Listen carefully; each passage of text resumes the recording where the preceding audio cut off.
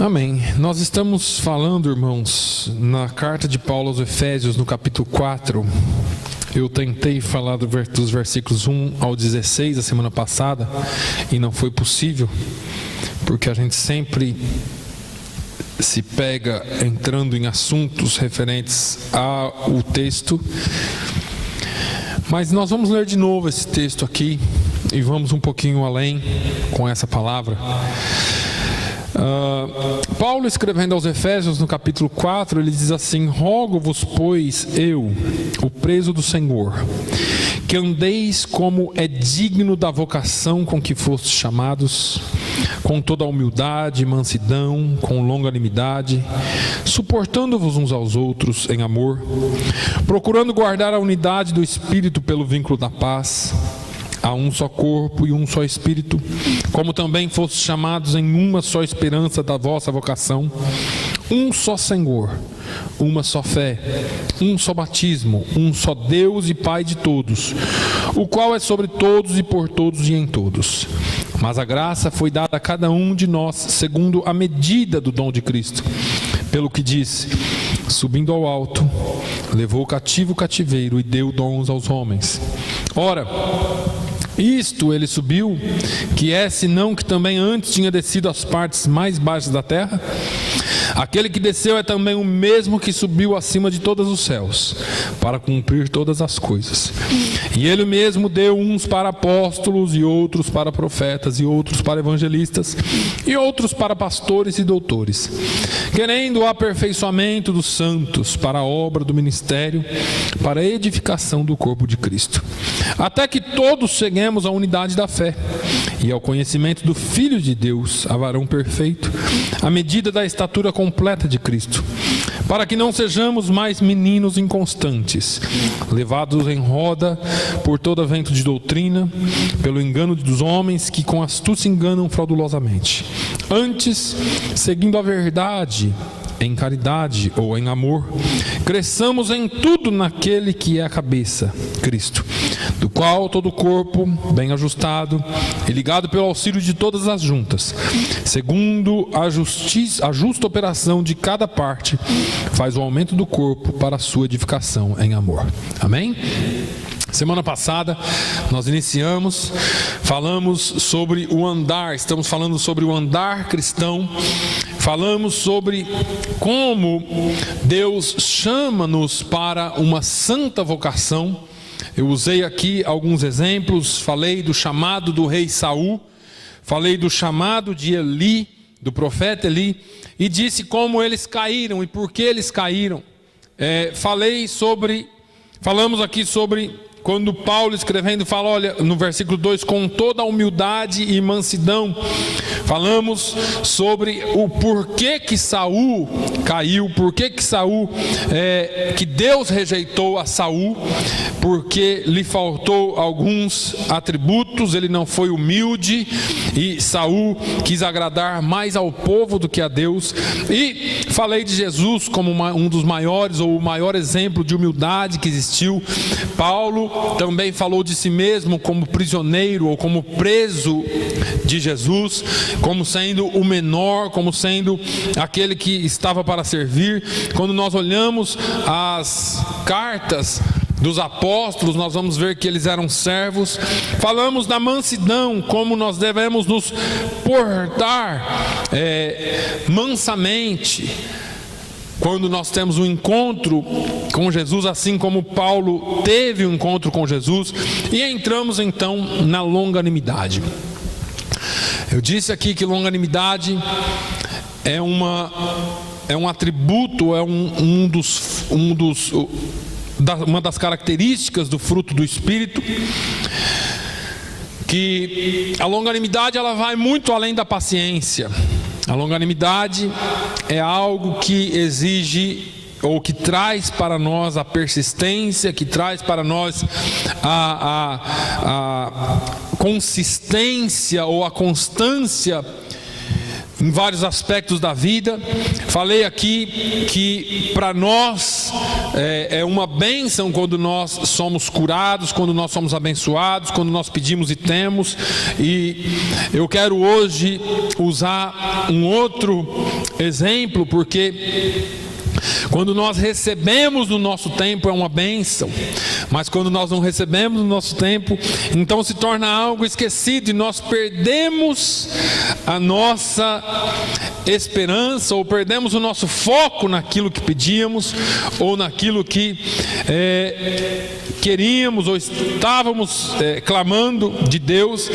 E aí muitas vezes nós passamos a orar, irmãos, e na nossa oração parece que é uma oração por obrigação. Você vem até o pastor e fala assim: pastor, minha mãe está doente, meu filho está doente, minha filha está doente, vamos orar pelo seu filho, vou estar orando pelo seu filho, então vamos orar agora pelo seu filho, pela sua mãe. E nós oramos aquela oração que nós fazemos costumeiramente: Jesus, cura. Não que você tenha que fazer nada especial, mas parece que se tornou algo tão comum, algo tão corriqueiro, que isso já não nos traz mais a expectativa de que Deus vá fazer. Quando eu pego no capítulo 1 de Lucas, a partir do versículo 5, se você der uma olhada nessa história aqui, do anúncio do nascimento de João Batista, os pais eram Zacarias. O versículo 5 diz: existiu, Lucas 1 e 5, existiu no tempo de Herodes, rei da Judeia, um sacerdote chamado Zacarias, da ordem de Abias, e cuja mulher era das filhas de Arão, e o seu nome era Isabel. Zacarias era sacerdote no templo por linhagem, por direito. E naquele tempo, nesse tempo aqui de Jesus especificamente, tinha 24 turmas de sacerdotes. 24 turmas, divididos em 24 turmas. Cada turma iria ministrar no templo por um ano. Olha só, talvez essa turma aqui ia ministrar uma vez na sua vida, ou talvez duas no máximo, mas geralmente era uma vez só, nesse tempo de Jesus aqui. Mas a Bíblia diz que esse casal era justo, ou eram juntos justos perante Deus, e andavam sem repreensão em todos os mandamentos e preceitos do Senhor. Eles eram pessoas honestas, pessoas justas. Eles não tinham filhos, porque Isabel era estéril, e ambos eram avançados em idade. E aconteceu que naquele dia, ele, exercendo o seu ofício sacerdotal no templo, ele entra para oferecer incenso no templo do Senhor, e o povo está todo do lado de fora esperando e adorando a Deus. E aí Zacarias entra na presença de Deus, e a Bíblia diz que um anjo aparece para ele. E a resposta de Zacarias foi um susto, foi medo. Porque você imagina a gente aqui, você imagina eles naquele tempo, irmãos, 400 anos, um período de silêncio do Senhor, que Deus não usou profeta nenhum, Deus não falou nada, era só vir na igreja. A igreja havia esfriado demais, porque não tinha manifestação nenhuma de Deus, era só aquela palavra seca, e eles começaram a usar aquilo lá para fazer aquilo que estão fazendo hoje, para ganhar dinheiro, para ter fama. E aí esse homem era justo, e ele entra. Quando ele entra na presença de Deus, um anjo aparece, ele quase cai de costa. E aí a Bíblia diz que Zacarias está agora perturbado de coração, e caiu temor sobre ele. Mas o anjo lhe disse: Zacarias, não temas, porque a tua oração foi ouvida. Eu queria parar aqui um pouquinho, porque nós estamos falando de longanimidade. A oração de Zacarias era: Senhor, me dá um filho. Só que agora Zacarias era avançado em idade, E ele talvez já não esperasse mais o filho, ele já não esperasse mais a resposta de Deus. E é assim que às vezes acontece com a gente. Porque às vezes a gente ora e chega uma hora que você desiste de orar, porque parece que Deus não vai responder. Pelo menos Ele não respondeu no seu tempo, no tempo que você esperava que Ele respondesse. E aí nós desistimos. Mas esse homem, ele andava justo diante de Deus, ele não era repreensível diante de Deus. E aí vem o anjo e fala: Zacarias, a tua oração foi ouvida.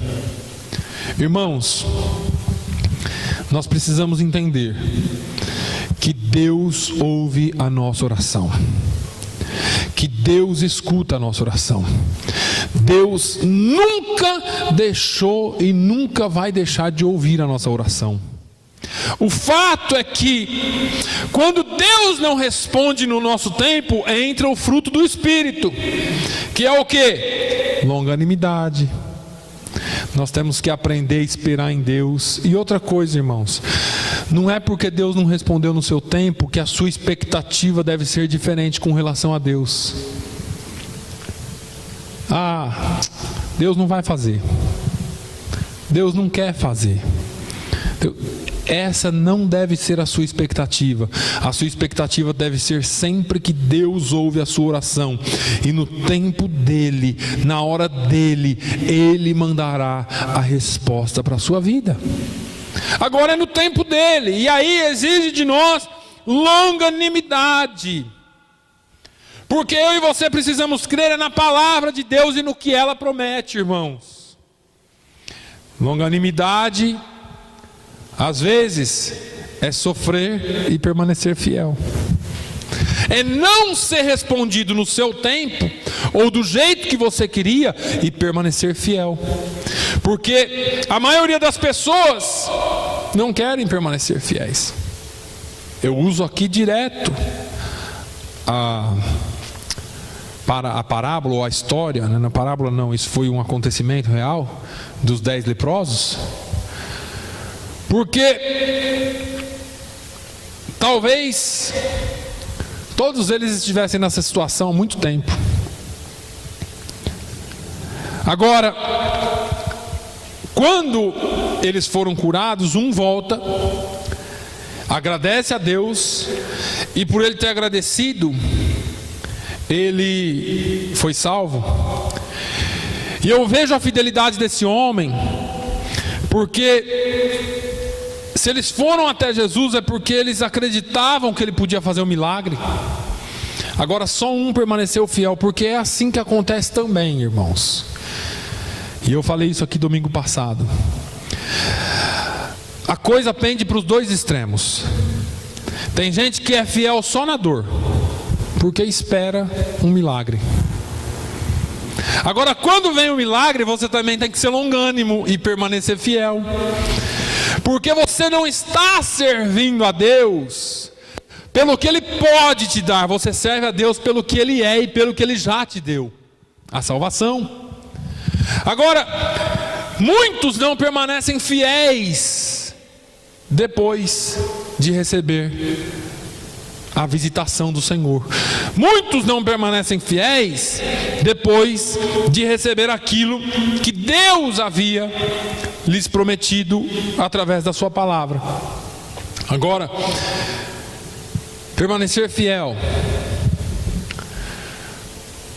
quando, e eu não vou dizer quando a vida só é boa não, quando está tudo numa boa, porque nem sempre a vida é boa em tudo, mas às vezes está numa boa, você leva a vida numa boa, apesar de alguns trancos e barrancos, você leva a vida numa boa, e às vezes é fácil permanecer fiel.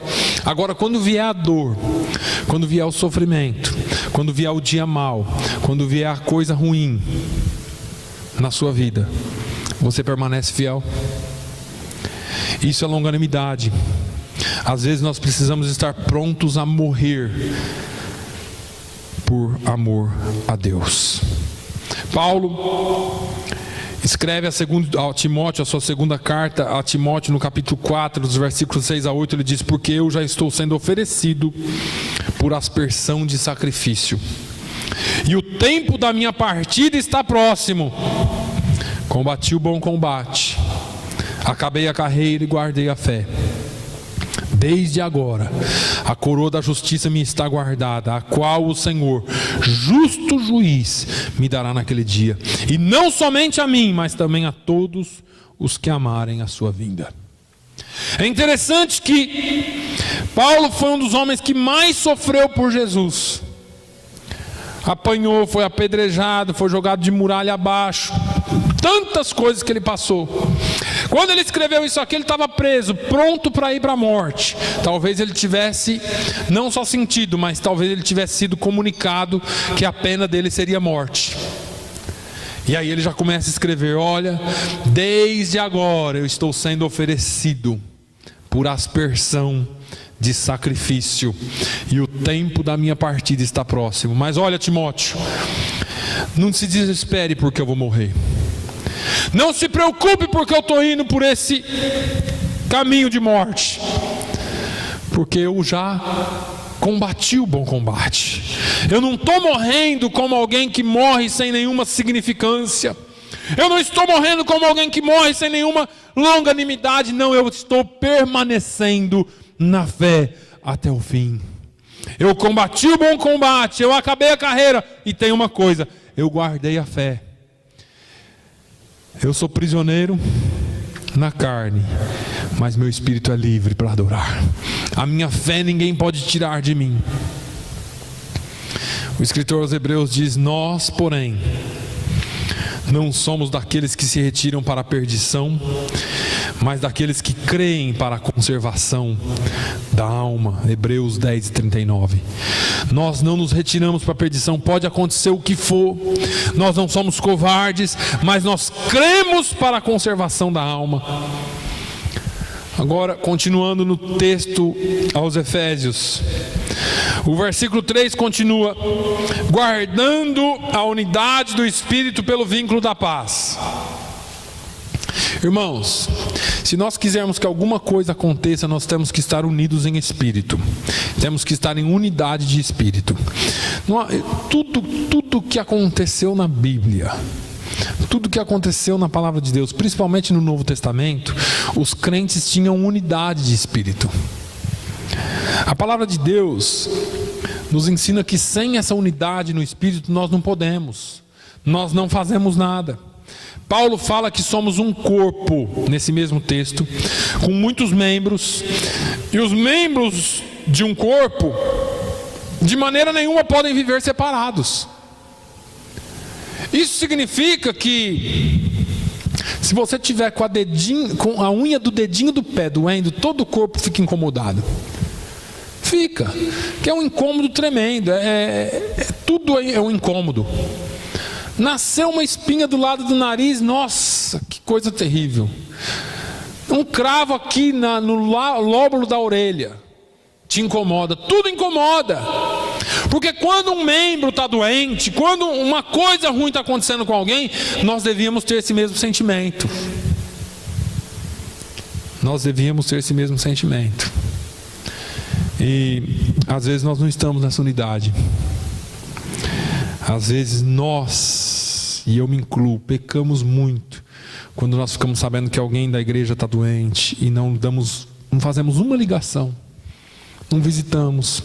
Quando nós ficamos sabendo que alguém está passando por um problema e nós não nos ressentimos por isso, ou não nos sensibilizamos por isso. E tem uma música já um pouco antiga que fala assim: dá-me um coração igual ao teu, meu mestre, dá-me um coração igual ao teu, coração disposto a obedecer, cumprir todo o teu querer, dá-me um coração igual ao teu. A igreja precisa voltar a ter o coração igual de Jesus. Nós precisamos nos sensibilizar pelos outros. Nós precisamos nos sentir mais pela dificuldade dos outros. As coisas são tão naturais no nosso meio hoje em dia. O fulano teve um ataque no coração. É assim mesmo. O outro está com a perna quebrada. Acontece. E a gente vai ficando nessa frieza. Enquanto que só quem está no hospital sabe como uma visita é importante. Só quem está em casa porque não pode vir na igreja sabe como uma ligação é importante. E isso faz toda a diferença no corpo, irmãos. Porque a medicina já disse, já afirmou, que quando um membro seu está doente, se o seu corpo todo tiver vontade que você sare, se todo o corpo agir de maneira positiva, e eu não estou pregando a mensagem de positivismo, eu estou falando se todo o seu corpo tiver saudável e reagindo positivamente, a chance daquele membro ser curado é muito grande. Agora, se você já tem uma debilidade, se você já tem uma fraqueza, aquilo só vai te derrubando, só vai te derrubando, só vai te derrubando. Quando um membro do corpo está passando por um problema, se você bater na porta dele, mesmo que ele não queira te receber, e falar, você é importante para nós, as coisas são diferentes. Precisamos ter unidade. Nós não conseguimos e não podemos viver de maneira isolada. Já disse para os irmãos, corta um dedinho seu e deixa ali para você ver se ele vive. Além da dor, ele vai morrer. Se não for implantado de volta na hora, dentro de pouquíssimo tempo ele está morto. Porque um membro isolado do corpo não é incabível para nós. O pastor está louco, cortar um dedo meu? Nunca. Mas é isso que nós fazemos às vezes. Não orando pelas pessoas, não visitando, não ligando, não dando atenção para quem precisa. E às vezes você pode dizer assim, isso é um papel do pastor. Não, é um papel do corpo. É um papel do pastor também, mas é um papel seu também. E você precisa desenvolver essa responsabilidade. Entendo que existem pessoas que são mais difíceis que as outras. Sempre vai ter, irmãos. Sempre vai ter aquele que é mais fraco. Sempre vai ter aquele que é mais difícil conviver. Mas nós precisamos fazer de tudo para guardar a unidade. Por quê? Porque se nós isolarmos aquela ovelha, ela vira presa fácil de Satanás. E tem ovelhas que nós não precisamos fazer muito esforço para ela se isolar. E nós precisamos fazer um grande esforço para ela não se isolar, para não deixar ela se isolar. O rebanho tem que cercar aquela ovelha para que ela não se isole. Em Atos 2 a Bíblia diz que eles tinham tudo em comum. Tudo em comum. Quando lemos o livro de Atos, nós vamos ver que a igreja primitiva tinha tudo em comum acordo. Eles faziam a obra do Senhor em comum acordo. E porque eles estavam em comum acordo, porque eles tinham unidade de espírito, a igreja foi aumentando.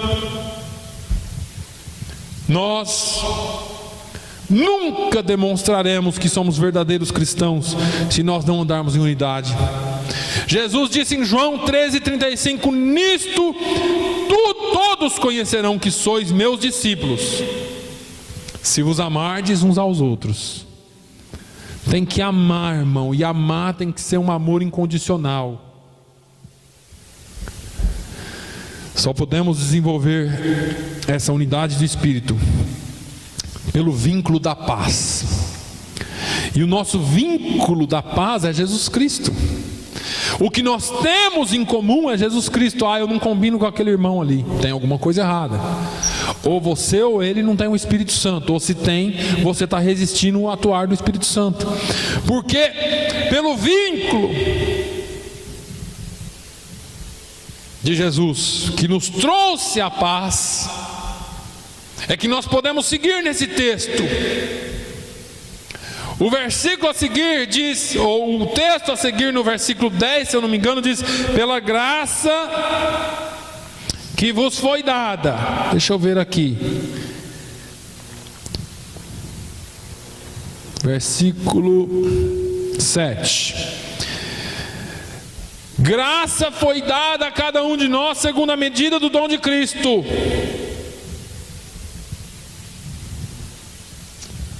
Nós só podemos e temos condições, é pela graça, porque ela nos foi dada a cada um de nós por Jesus. Jesus nos concedeu a graça de Deus, Ele é a graça de Deus para nós. E o versículo 11,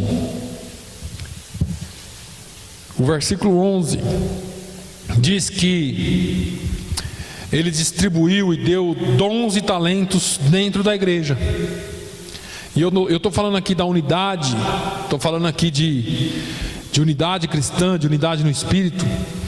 E quando Deus distribuiu dons e talentos dentro da igreja, Ele não queria que alguns tivessem fama, nem que alguns tivessem disputas, ou que houvesse hierarquia dentro da igreja.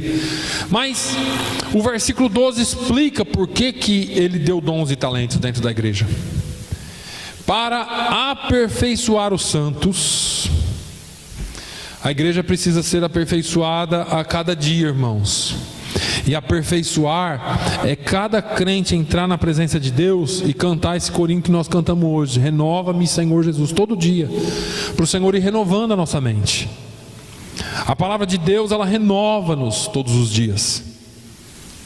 Agora veja, para a obra do ministério. E aí a obra do ministério não é só para o obreiro que tem nome de obreiro, para todos nós. Porque todos nós temos uma obra a fazer. Todos nós somos servos e obreiros do Senhor.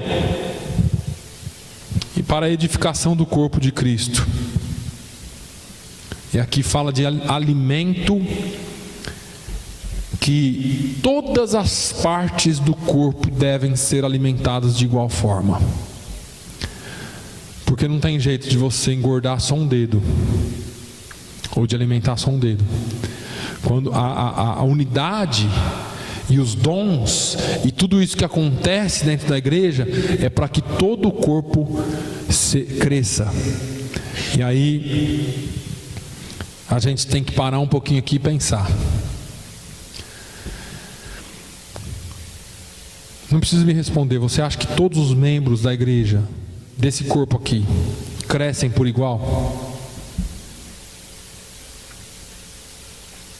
Não precisa responder. Pensa com você.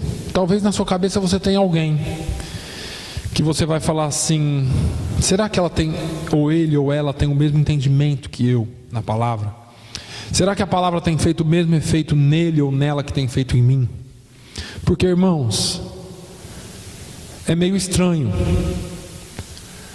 Quando se você pegar algumas fotos na internet, pelo menos antigamente tinha muito, lá no sertão brasileiro, você ia ver aqueles menininhos magrinho com a barrigona. Não é porque ele estava comendo muito não, aquilo ali era uma doença que desenvolvia. Todo corpo que não é uniforme tem alguma anomalia. Se você vê uma pessoa só com as pernas muito gordas, tem alguma coisa errada.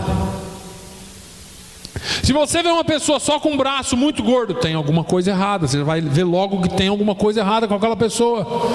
Ou então o rosto é bem ajustado, tudo, mas o corpo muito grande, tem alguma coisa errada. Por quê, irmãos? Porque o corpo ele tem que crescer por igual. Ele tem que ser alimentado por igual. Se alguma parte cresce mais do que a outra, é porque tem alguma coisa errada no corpo. Não está bem ajustado. Precisa ser ajustado. Paulo fala aqui de um corpo bem ajustado, de um corpo que é bem desenvolvido. Agora, Deus equipou a igreja com esses dons, e a Bíblia diz, Paulo fala que foi dado alguns para apóstolos, outros para profetas, outros para evangelistas, outros para pastores e outros para doutores. E aí você vê, e eu não estou julgando e nem falando, mas você vê igrejas onde o papel é centralizado numa só pessoa e aquela pessoa é tudo. Ele profetiza, ele prega, aqui às vezes eu sou obrigado a fazer quase tudo por causa de não ter, mas o meu maior prazer é ver a igreja crescer, para que eu não tenha que fazer o louvor. É ver a igreja crescer, não só em número, mas em qualidade, para que amanhã um de vocês esteja aqui pregando no domingo e eu esteja sentado aí ouvindo. Mas nós precisamos crescer. E quando você vê a igreja crescendo só de um lado, tem alguma coisa errada.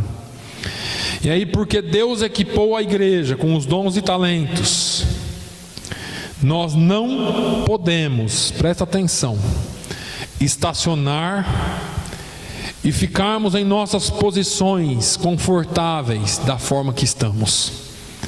Nós sempre temos que crescer na palavra de Deus. O versículo 13 diz que devemos chegar ou alcançar níveis de maturidade. Diz assim: até que todos cheguemos à unidade da fé e ao conhecimento do Filho de Deus, a varão perfeito, à medida da estatura completa de Cristo. Irmãos,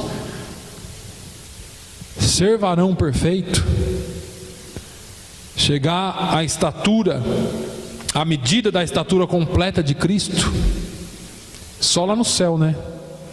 Mas aqui nós temos que ir crescendo para um dia chegar lá nessa posição. Por quê? Porque na igreja de Corinto, Paulo escreve em 1 Coríntios 3, ele dizia: eu, irmãos, não vos pude falar como a espirituais, mas como a carnais, como meninos em Cristo.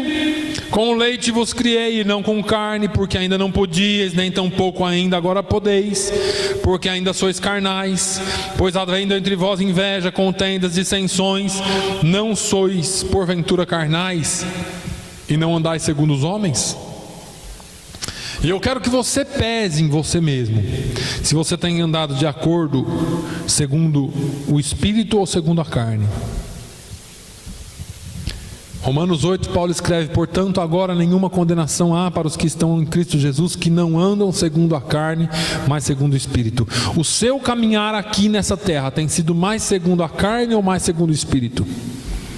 Isso você responde para você mesmo. E se eu tiver que responder para mim mesmo, às vezes eu vou chegar à conclusão que a gente anda mais segundo a carne do que segundo o Espírito, porque a gente atenta muito mais para as coisas daqui do que para as coisas do céu. O escritor aos Hebreus disse em Hebreus 5, versículos 12 ao 14: porque, devendo já ser mestres pelo tempo, ainda necessitais de que se vos torne a ensinar quais sejam os primeiros rudimentos das palavras de Deus. E vos haveis feito tais que necessitais de leite, não de sólido mantimento. Porque qualquer que ainda se alimenta de leite não está experimentado na palavra da justiça, porque é menino. Mas o mantimento sólido é para os perfeitos, os quais em razão do costume têm os sentidos exercitados para discernir tanto bem quanto mal. O escritor aos Hebreus estava escrevendo aos Hebreus. Essa carta foi lá para Jerusalém, a primeira igreja estabelecida. E o escritor diz que essa pessoa que escreveu teve que dizer assim: olha, vocês ainda são meninos, porque pelo tempo era para vocês já serem mestres, mas vocês não estudam, vocês não buscam, vocês se atentam muito mais para as coisas daqui do que de lá. E ele fala uma das coisas que eu mais tenho falado aqui: tem os sentidos exercitados para discernir tanto o bem como o mal. Irmão, uma igreja que aprende a discernir o bem e o mal é uma igreja saudável. Porque você bateu o olho numa determinada situação, você fala: não serve para mim. Mas aquilo não é pecado, mas não serve para mim. Pode não ser, mas vai me conduzir ao pecado. Isso aqui é uma bênção. Eu sinto que isso não vem de Deus. A bênção pode ser grande, mas talvez não é para você. A coisa pode ser muito boa, aparentemente, mas Deus te dá o discernimento para entender que aquilo não é para você. E aí, as pessoas passam a te ver como louco, mas Deus passa a te ver como um crente maduro, porque você sabe discernir entre o bem e o mal. E é isso que Paulo está tentando dizer aqui. Então, nós precisamos do quê? Unidade da fé. Já falei aqui. Conhecimento do Filho de Deus. Irmão, se você não conhecer o Deus que você serve, você precisa ter um encontro com Ele de novo. E nós falamos aqui hoje da oração, porque às vezes nós oramos e a nossa expectativa não é boa. Eu oro por obrigação, mas eu não espero que Deus vá fazer. Precisamos ter conhecimento do Filho de Deus. Precisamos chegar a varão perfeito. E varão perfeito é mais ou menos como eu li aqui hoje sobre Zacarias. Porque a Bíblia não diz que ele não tinha pecado, a Bíblia diz que ele não tinha reprovação, que ele não tinha, é aquilo que Paulo fala para Timóteo, que não tem do que se envergonhar. Você não é reprovável diante dos homens e de Deus. Pecado nós temos, mas nós somos justificados por Deus. E a medida da estatura completa de Cristo, que será lá na glória. Mas aqui nós temos que andar como Ele andou, irmãos. E aí, uma vez que você chega a esse estágio, Paulo fala que nós não devemos mais ser meninos inconstantes. A pior coisa que tem é a inconstância, irmãos. Eu gosto de usar os adolescentes. Adolescente, ele é inconstante, né? Nessa fase da vida ele está inconstante. Uma hora ele te ama, uma hora ele te odeia, uma hora ele quer, outra hora ele não quer. A mesma coisa é bonita hoje, amanhã é feio. Eu amei isso, amanhã não gosta mais. Porque o adolescente é assim, ele é inconstante por causa da fase de transformação. Agora tem crente com 200 anos na igreja que é inconstante. E eu qualquer hora vou falar sobre a inconstância, porque é algo comum dentro da igreja. Davi passou pela inconstância. Lê na sua casa Salmos. Se você quiser um mais específico, 42. Davi estava lá, meu Deus, aquela ladainha, tudo. Ele falou: por que está abatida a minha alma?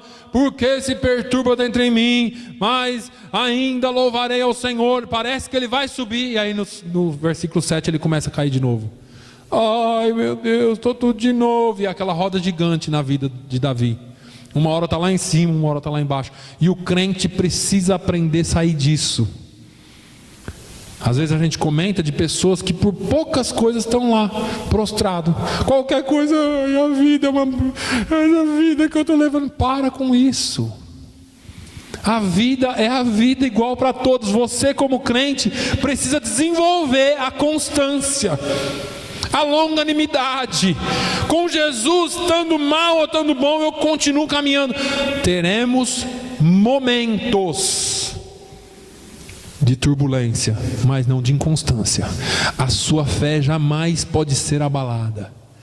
Eu posso estar triste, eu não sou triste. Eu posso estar na tribulação, eu não vivo em tribulação. Tem crente que você encontra ele: e aí, irmão, hoje como que está, irmão José? Hoje eu estou aqui assim a 1000 por hora. Se o diabo passar na frente dele, ele atropela. Amanhã você encontra o mesmo irmão José: essa vida não dá certo, não dá para mim, Deus não gosta de mim, Deus me esqueceu. Nós não podemos viver assim. Como que não é? Não ser sincero, irmão. Como que tá? Tá? Estou precisando de oração. Preciso orar comigo. Estou na prova, mas a minha fé está inabalável.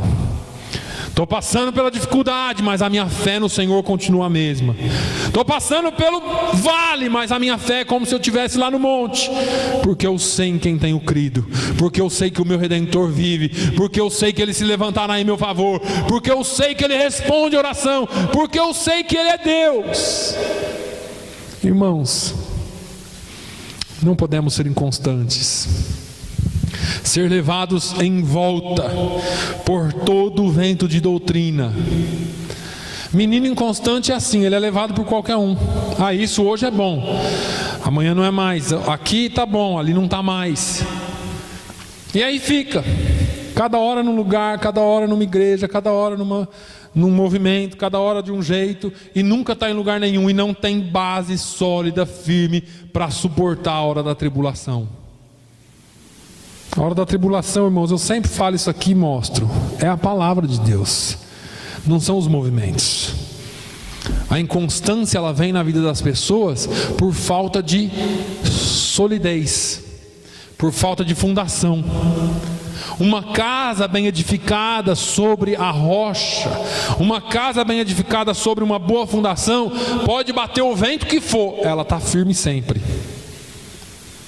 Mas pastor, vai bater o vento? Vai.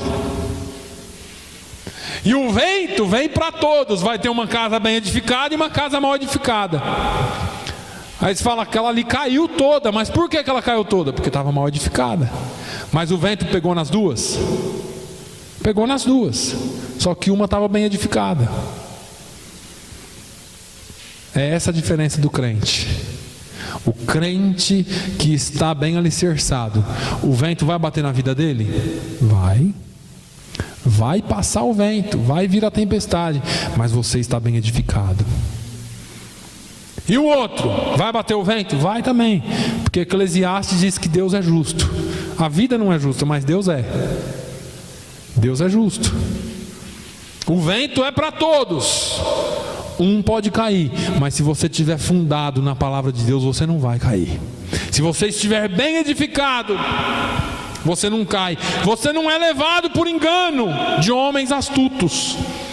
Irmãos, o que mais tem hoje são homens astutos. E não é só no meio evangélico, ou só em outras religiões, é em tudo. Negócios, qualquer coisa que você vai fazer. Tem gente que é enganado de qualquer jeito, por doutrina, por qualquer outra coisa. Se você está firmado na palavra, você não entra em buraco errado. Não entra, porque você tem discernimento. O sujeito tenta te enganar, você olha bem, parece que o seu coração fecha. É ou não é? Seu coração fecha. E se o seu coração fechar, se o Espírito Santo falar com você, não faz. Na dúvida não faça, irmão. Espera. Jesus nunca teve pressa em responder, irmãos. Jesus sempre pensou antes de falar. E aí era isso que fazia ele diferente dos outros. Lembra da mulher adúltera? Eles vieram lá, falaram, Jesus escrevendo na areia. Quando todo mundo já tinha falado, Jesus deu uma palavra só. A Bíblia diz para nós estarmos aptos para ouvir, mas sermos tardios para falar. Não abra a sua boca.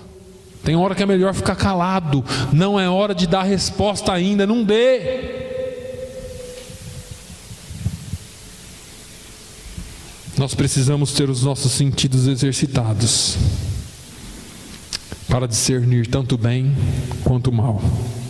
E se estivermos dessa forma, nós vamos seguir a verdade em amor. Ele conclui aqui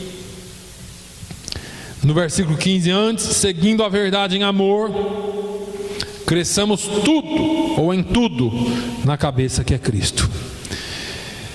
Quem é a verdade? Jesus. Seguirmos a verdade em amor, seguirmos a Cristo em amor, não porque Ele faz, mas porque Ele já fez. Amamos a Jesus por quem Ele é, não é porque pelo que Ele pode me dar. O que Ele pode me dar é consequência do nosso amor. Ninguém dá nada para ninguém se não amar. Ninguém dá nada para ninguém se não gostar. Ou então manda uma bomba, né? Não é o caso dele. E aí, se nós estivermos ligados a Ele, irmão, nós vamos crescer em tudo. Porque a cabeça é saudável, o corpo precisa ser saudável também. É isso que Jesus quer. Crescimento espiritual se dá quando todos os membros do corpo trabalham em união, e cada qual desenvolve sua função, e o corpo todo é beneficiado. Nós precisamos entender essa palavra. Nós precisamos ter esse andar cristão.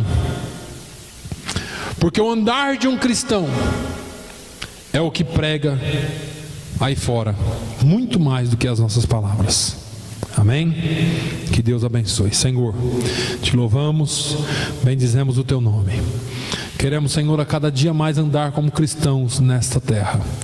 Queremos, Senhor, ser espelhos de Ti, espelhos do Teu corpo, da Tua obra nesse lugar. Senhor, una-nos em amor, que a unidade do Espírito esteja em nós. Senhor, continuamos orando e pedindo por aqueles que precisam de uma bênção.